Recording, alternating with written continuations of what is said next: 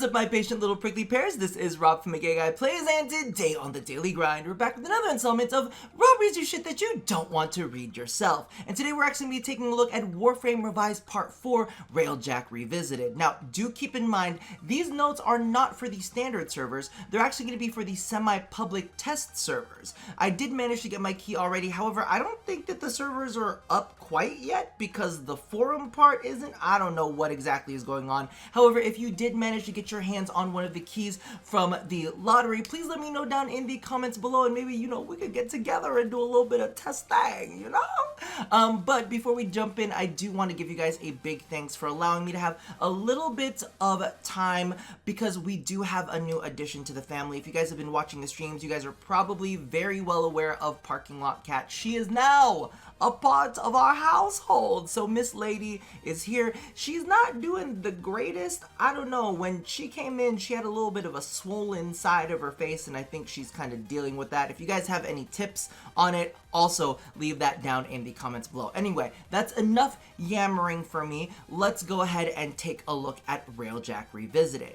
So straight out of the gate, they doubled the Railjack's innate loot pickup or vacuum range. Now, one of the things that I do want to stress here is, for the most part, I'm not necessarily the biggest fan of vacuum. However, this is totally appropriate. See, the reason that I don't like it is I like manual energy and resource management. Now, Railjack in and of itself has a whole system where you're manually managing your resources. So for me, I'm like, okay, so we just vacuuming in loot? No big deal for me, as long as it's not messing with like the resource gain and like being able to use it when we need it. So I'm all about doubling the Railjack's innate loot pickup. I think that's a big thing. Plus the ranges, the space ranges of space is actually quite large, so it's definitely going to be handy in that instance. Next up, they are changing the pacing and general feel of all Railjack piloting and movement to be less reliant on the optimal strategy of single strafe boost then repeat, which I've been saying since the very beginning. Railjack just looks really slow. It looked like a turret, like not necessarily on rails. It looked like a turret that you can kind of fly around, but it didn't embrace the speed and maneuverability of Warframe. But they doubled the Railjack's base speed, they lowered the boost speed by 75%, they increased the boost speed cost of dodge, and increased the boost drain 8 to 15. Now, basically what this means is you're going to be moving faster a lot of the time, but if you do need a little bit of an extra boost, you can get a little bit of an extra boost, but at a much higher cost. Now, for me, that kind of sucks. 75%, you've lowered it, that's kind of a lot.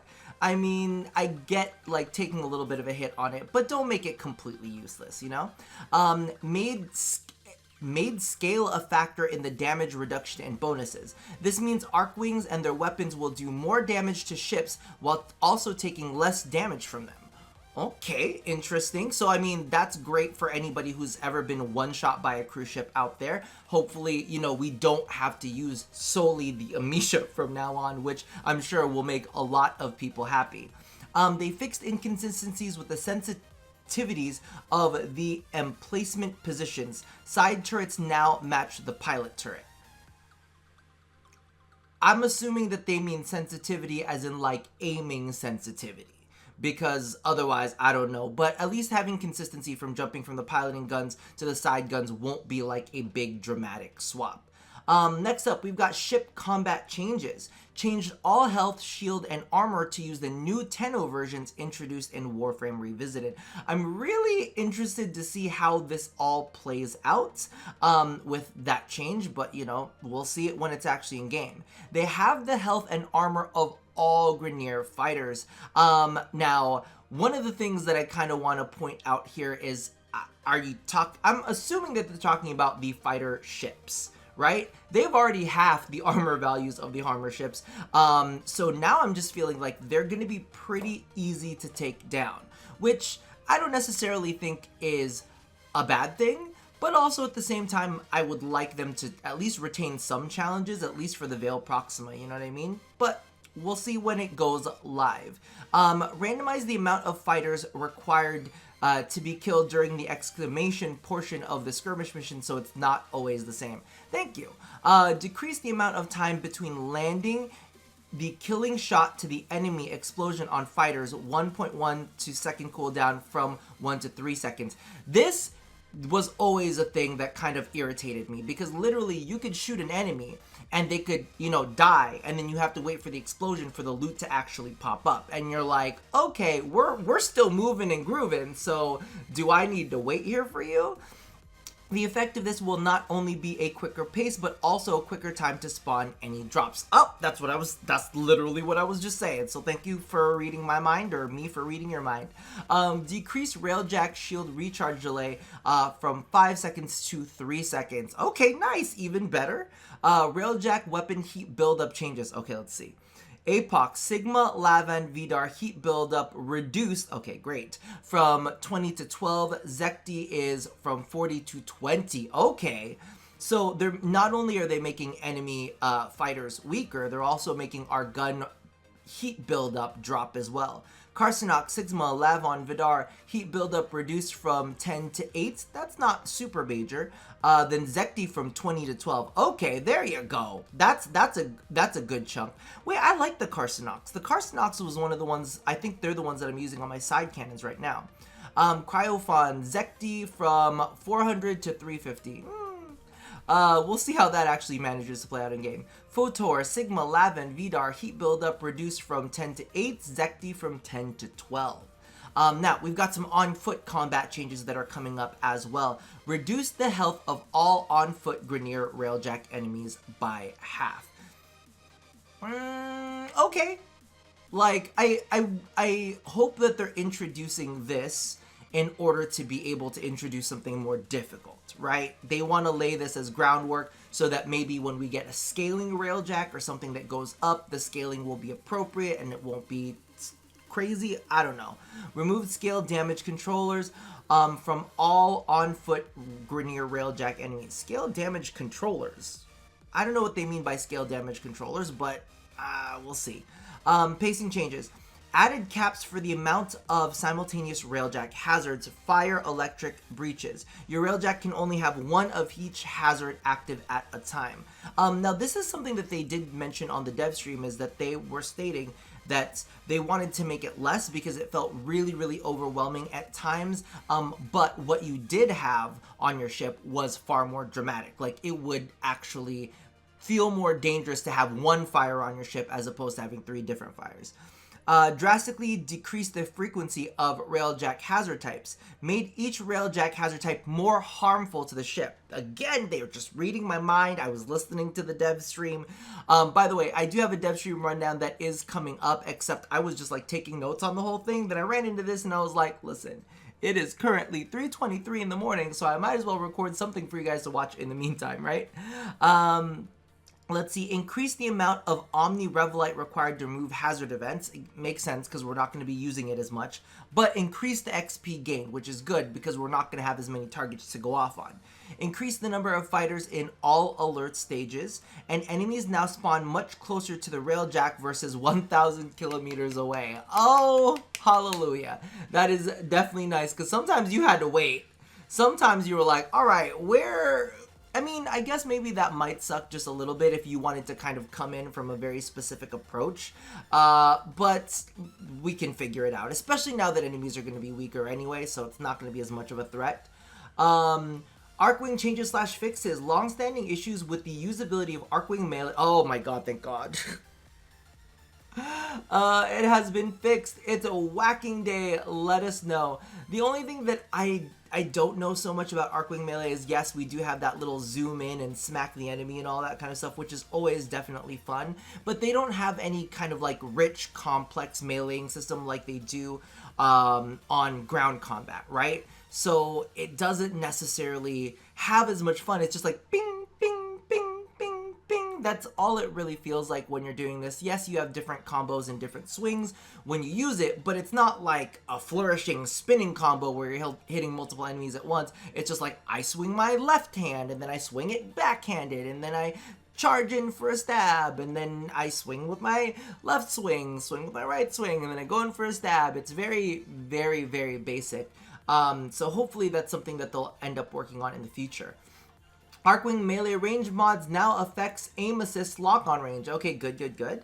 Archwing gun stats normalized. Space combat now uses ground heavy weapon stats. Oh,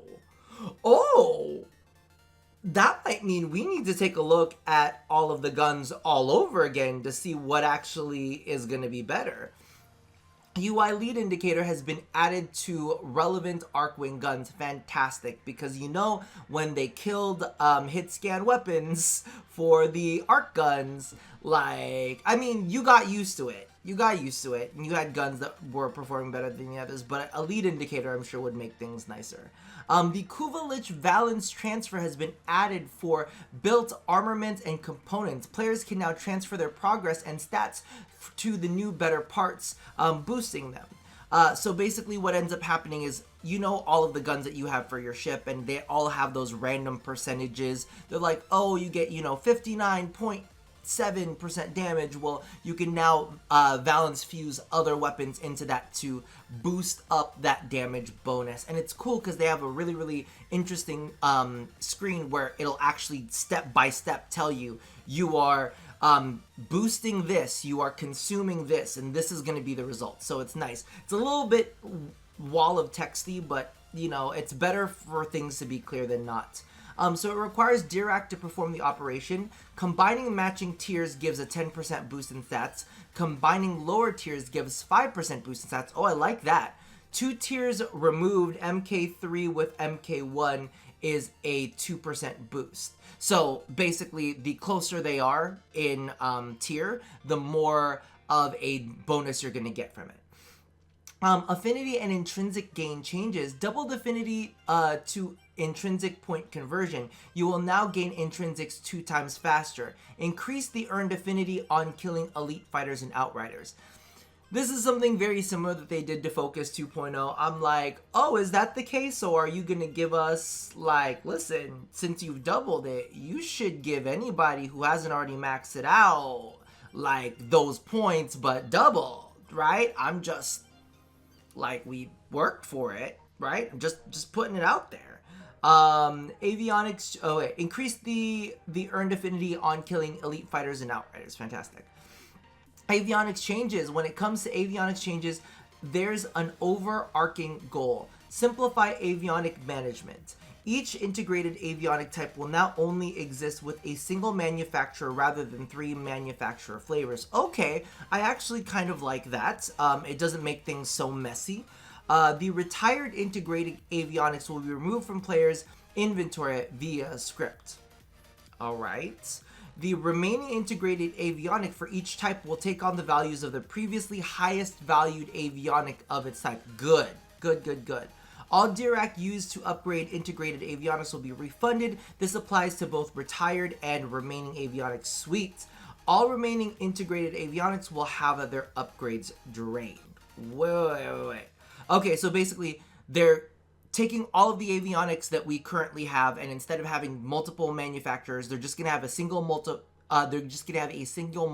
manufacturer for each. They're gonna drain all of the Dirac that we use to level them up, refund that out to us so that we can go ahead and level them up as we see fit. So all in all, interesting changes that they're gonna be playing around with on the SPTS. Is that what we're calling it? Because it's the semi-public test server. Yeah, so I can't wait to see how this all comes into play, especially when it comes down to Railjack movement, because if I'm going to be frank with you, I own a Railjack, I've kitted out my Railjack, I never pilot my Railjack. And that is one of the very interesting things about it, is that I like playing Railjack, but not as a pilot. I always, whenever I'm on stream, I'm like, all right, who wants to pilot the ship? I'll do the engineering. If I got a board, then I'll do the boarding, whatever, but I'm not piloting the ship. So hopefully this does make it a much nicer experience when it comes to the movement. I'm still kind of thinking they went a little heavy on the boosting, like, reductions that they've added in there. I'm really interested to see, because as of late, DE has also been making changes to the base game, where they've, kind of tapered off the curve for health and armor, thus making enemies easier. I'm really waiting, because I know that they've talked about it in previous dev streams, where they want to create certain areas where you can jump up in difficulty. So I wonder if this is just a prequel to something bigger for that. I'm hoping. Is it like a big hope? At this point, not really. It's like a little tiny spark of hope that they're gonna start giving us more, difficulty, because really, like, the consistent thread between this and all of the other ones is they've made everything easier, right? So they made everything easier, and I hope that the finish of that sentence is to prepare for better scaling for more difficult content. That's what I'm hoping for. Let me know how you guys feel about these changes down below. I will be doing PTS coverage. There are certain things we're allowed to cover on the PTS and record. Oh, am I allowed to put it up in a video? I know I'm allowed to stream it. There are certain rules that they've posted up, but I'll do whatever I can to keep you guys informed. Keep in mind, all of this information that you see right here is pulled from the dev stream, so if you guys wanted to see it too, you saw it too. I probably flashed it on the screen in the background at some point in time, but I also probably tossed up some gameplay back there because I'm sure you're bored as fuck. Regardless, that about does it for me for now. Leave all of your feelings down in the comments below, as long as you're not being a big dick bag simp. Regardless, that about does it for me for now, and as always, love somebody, hurt nobody, and touch your poor swollen kitty face. Let me know about that down in the comments too. If there's something, I don't know, maybe I need an ice pack or something. I'll see you guys next time. Bye-bye!